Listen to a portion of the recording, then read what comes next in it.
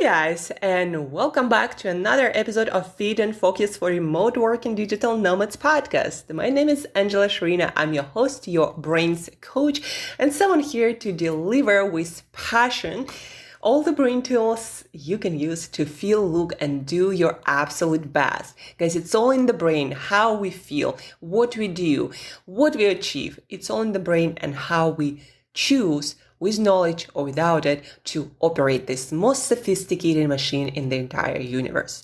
Today, we're talking about light exposure routine, kind of the total summary of the best practices in the industry, coming from neuroscience research labs and sleep labs. And light exposure, why sleep and neuroscience? Because our light exposure has a huge effect on our sleep, and through that, and also through other mechanisms on our brain chemistry overall. Like how you expose yourself to natural and artificial light, when, how much, it really matters. So number one, it matters for circadian rhythm. You know, there's that 24 cycle that your cells, all of the cells in your body and your brain need to follow and need to be synchronized according to that 24-hour sun cycle, basically, to perform all the function well, because all of our cells and tissues and organs, they need to do certain functions in orchestra, so to speak, in alignment with all the other organs and tissues, right? When during the day we consume food, our liver, our pancreas, our gallbladder, our whole digestive system, all of these cells and organs, they gotta work together, and they gotta be more active during one phase of the day and not so active or doing other stuff during the night, right? And our brain, the same thing. During the day, all of these different cells and tissues and neurons and glial cells, they have to do certain things during the day at different parts of the day to give you the best chance to perform your best at every part of the day. And then at night, they are busy doing other stuff, right? And so light is very important to set up that all of these time-bound procedures in your body and in your brain. Then we have light exposure that influences your sleep through, again, circadian rhythm mechanisms and other pathways. So how you expose yourself to light will define, for example, how much melatonin you produce, at what time, when do you feel sleepy, when you feel not so sleepy, how good quality of your sleep. And that affects absolutely everything. What happens in our body, in our brain, what happens with us during the day, right? There was a lot of data coming out about how quality of sleep makes people bad quality of sleep makes people less social, less positive, less collaborative, less trusting, more aggressive, more anxious, right? It changes the nature, the mood of whole society. So sleep, hugely important, and light exposure is one of the major factors that's going to be influencing your sleep. And then we have different brain chemicals, like our favorite dopamine that we talk a lot about for motivation, for focus, for drive to achieve, serotonin that makes us happy and satisfied and smiling. All the brain chemistry depend on light exposure. So let's get to practice. What are the foundational light exposure practices that you need to start practicing basically today? All of them are cost-free. You just need to figure out how to maybe change your routines a little bit, maybe change your light solution in the place where you live, maybe change up a little bit your morning schedule, right? You'll figure it out. But these are very crucial, very base, very important for your daily performance, how you feel, how much energy you feel, how motivated you feel, how well you sleep, right? They are crucial. So number one, and the first, as soon as you wake up, if the sun is out, get out there. The best timing is a couple of hours between when the sun is up and later. The closer to sunrise is always better, but do whatever you can to get out there as soon as possible, because after a certain time, around noon, 11, it also changes close to like the poles, changes with the times of the year.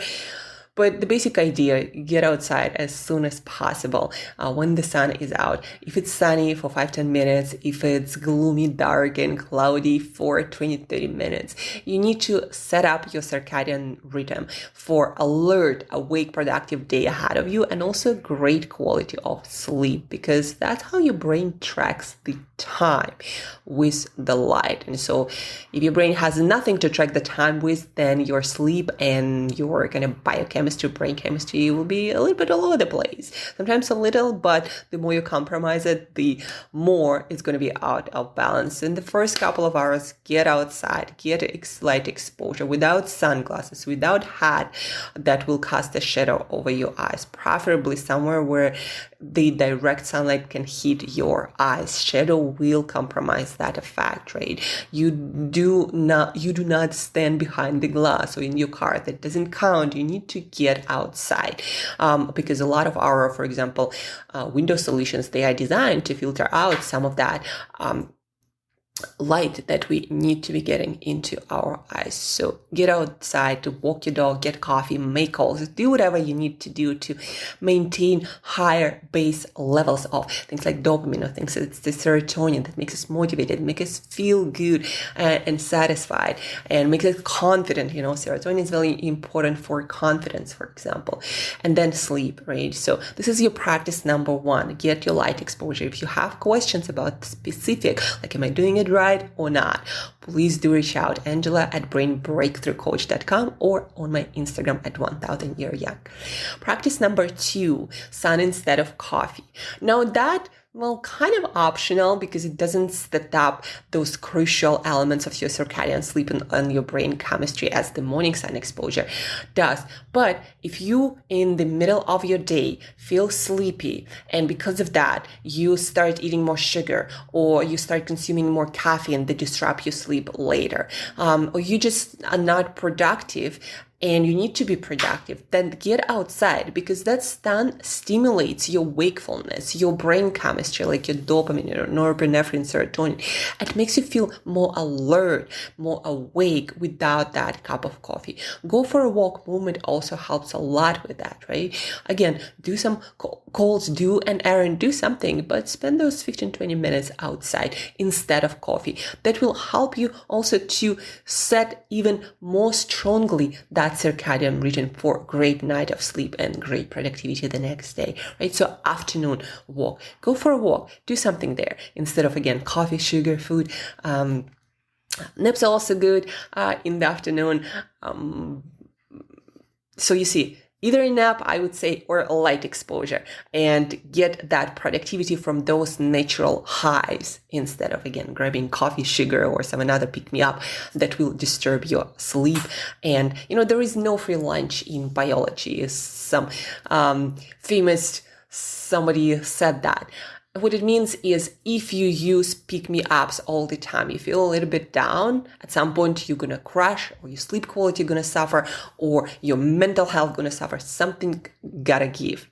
Okay? So use the natural highs, like light, like napping, maybe yoga nidra practical that also helps you to restore productivity. It's not exactly about light, but light does help you to feel more alert and awake during the afternoon hours. Practice number 3, no bright light exposure at night. Here we're talking about artificial light, obviously. The more artificial light you have a couple of hours before your bedtime, the less melatonin your brain going to produce. And what it means is you're going to have a hard time falling asleep, and your sleep quality is not going to be that great. And when you wake up, your brain chemistry is not going to be that great either. So those levels of dopamine or serotonin will not be that great. And still you'll feel kind of groggy, kind of not motivated, kind of lower on energy, right? Because of that bright light exposure. Bright light exposure is considered to be anything more than 50 LUX. 50 LUX, this is the measure of light, LUX, or lux, I think they also call them. This is a measure of light, and 50 or less seem to not have any negative effect on your melatonin and the quality of your sleep. How do you measure that? Download some free app like Light Meter for your phone and measure light intensity in your room where you usually spend a lot of time. If you have to get outside, I'd say avoid bright sources of artificial bright light as much as possible. Try to not do grocery shopping or going to brightly lit places right before bed. At least at the very least, guys, at least 30 minutes of darkness. You gotta have that before bed. It is recommended 2-3 hours. You need to start dimming those light, kind of imitating natural light. Sun goes down and you don't see a lot of bright light, but be aware that if you are struggling with sleep, is falling asleep already, that bright light might be an issue. And of course, do not sleep in a room with light. It diminishes the quality of your sleep, whether you feel it right away or not. It diminishes the effective brain chemistry, like those dopamine levels, serotonin the next day. Just like having light in your room when you sleep is just not a great idea. This is kind of a 3B practice. The most important one is minimize that artificial bright light close to your bedtime, a couple of hours before bed. I personally always like to recommend candles. If your light solution in the place where you are, if you're a digital nomad, maybe you changed your place recently, maybe a light solution is not that easy to fix right now, use candles at night. Or purchase some cheaper small lamps like desk lamps and put them somewhere on the level of on the floor, because that lower level of light actually is much better than the one that is overhead. So lower lights at night are much better, much friendlier for your sleep, right? So maybe get a couple of lamps, put them on the floor, and that's going to be your light solution home at night. In the next practice, just don't see bright light between the hours at night, between the hours of 11 p.m., 4 a.m. Andrew Huberman, famous neuroscientist, always says that your dopamine level is going to be cut by a lot the next day. And so don't be surprised that you aren't feeling all that motivated and energized and like just not feeling all that good if you see a lot of bright light between the hours of 11 p.m. and 4 a.m. It's kind of almost like shift work, and we know that shift work is considered by a World Health Organization to be a carcinogen, something that increases the chances of getting cancer, right? So staying up on late at night, not a good thing. And some people say, well, I'm a night owl. You truly know if you're a night owl if you choose a day, consume no pick-me-ups, no caffeine, no energy drinks. If you follow the sun cycle and don't expose yourself to bright light after sunset, and you don't stimulate yourself, don't watch TV, don't do anything like exciting on that day, and see when you naturally would want to go to bed. Most people actually start going to bed pretty early, and the only reason why they were staying up is because they were seeing too much bright light, too many activities, too many caffeinated or other stimulating substances and drinks.